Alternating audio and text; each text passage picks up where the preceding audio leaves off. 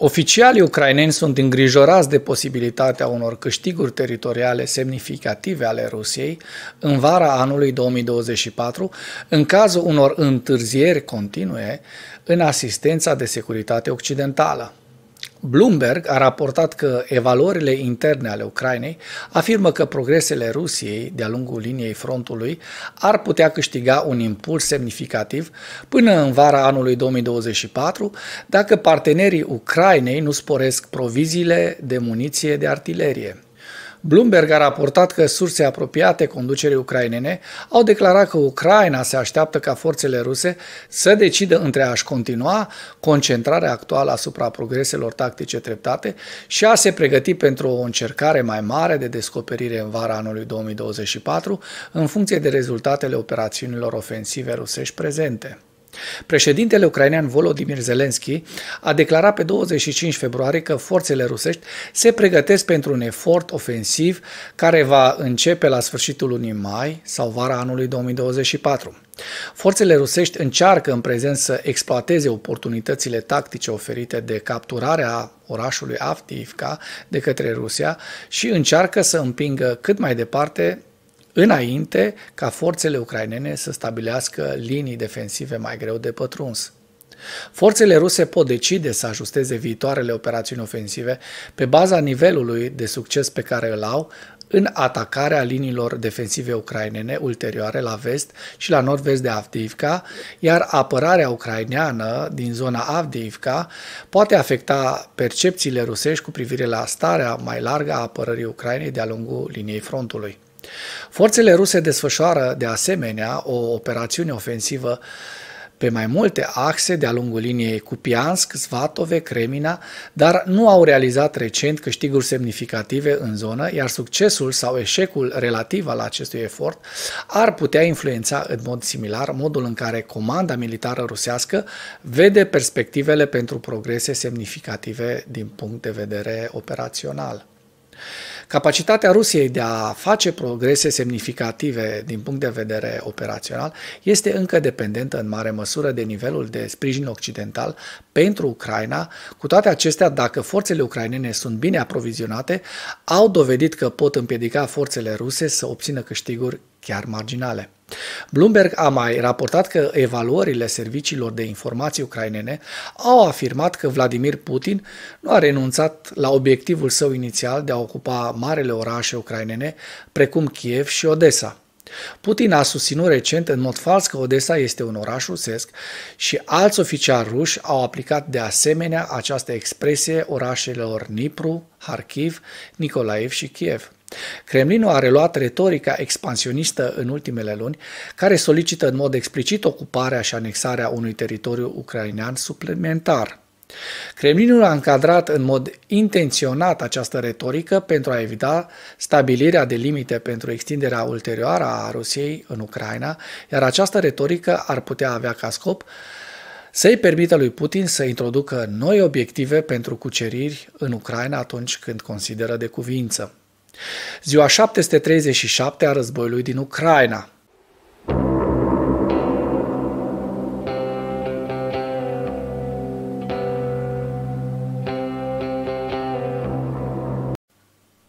Potrivit statului major al forțelor armate ale Ucrainei în dimineața zilei de 1 martie 2024, pierderile totale în lupta ale Rusiei de la începutul ofensive pe scară largă asupra Ucrainei din 24 februarie 2022 se ridică la aproximativ 414.680 de militari.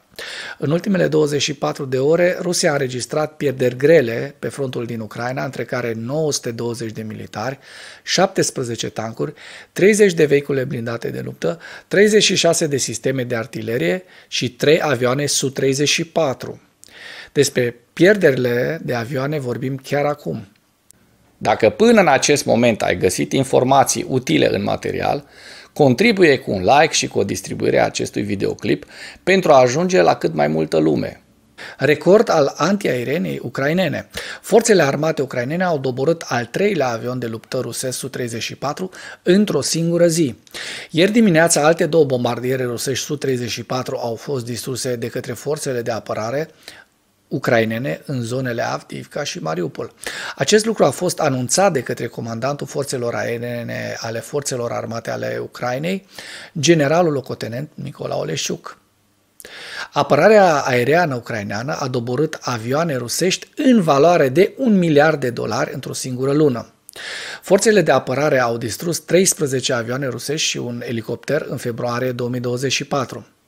Army Inform oferă o cronologie a funcționării cu succes a sistemului de apărare aeriană ucraineană, probabil susținută de către sistemele Patriot. Elicopterul KA-52 Alligator a devenit prima pradă pe data de 7 februarie. A fost distrus cu un Manpads de către luptătorii uneia dintre unitățile mecanizate ale sistemului de apărare antirachetă Tavrisk în direcția Avdiivka. Data de 17 februarie a fost cea mai productivă pentru forțele unităților aeriene care au doborât 3 avioane în direcția estică deodată, 2 de vânătoare bombardament Su-34 și un vânător Su-35. Timp de câteva zile, aceste avioane au bombardat pozițiile apărătorilor ucraineni, inclusiv capul de pod Avdiivka și alte zone, cu bombe aeriene ghidate. A doua zi, pe 18 februarie, un alt Su-34 a fost doborât. Cu o zi înainte, avionul a aruncat mai multe bombe aeriene ghidate asupra pozițiilor apărătorilor ucraineni. Pe 19 februarie, apărătorii ucraineni au vizat un Su-34 și un Su-35S în direcția estică, iar pe 21 februarie, un alt Su-34 s-a alăturat rubricii Zbor etern fraților. Potrivit șefului GUR, generalul locotenent Kirilo Budanov, în cazul pierderii încă unei aeronave A-50 Beriev, rușii nu vor putea efectua recunoașteri radar în aer non-stop, pentru că pe data de 23 februarie rușii au pierdut încă una. Pe 27 februarie, forțele aeriene au doborât încă 2 avioane Su-34 în direcția estică și în ultima zi de iarnă, ieri, pe 29, s-a aflat despre încă 3 avioane Su-34 doborâte. Deci, iată un record mare de avioane rusești pierdute în valoare de peste $1 miliard, la cât mai multe. În ceea ce urmează, vă prezint un slide cu evoluția de ieri a celor mai importante fronturi din Ucraina. Hărțile sunt creația Institutului pentru Studiul Războiului. Pentru mai multe informații, accesați linkurile din comentarii.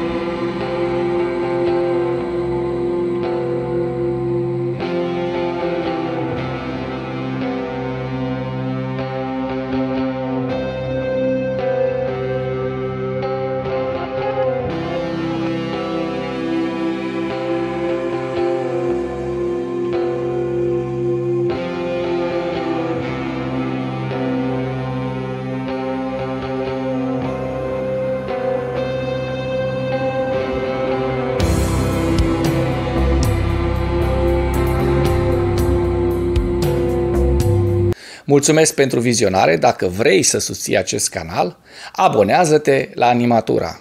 Apreciez mult asta.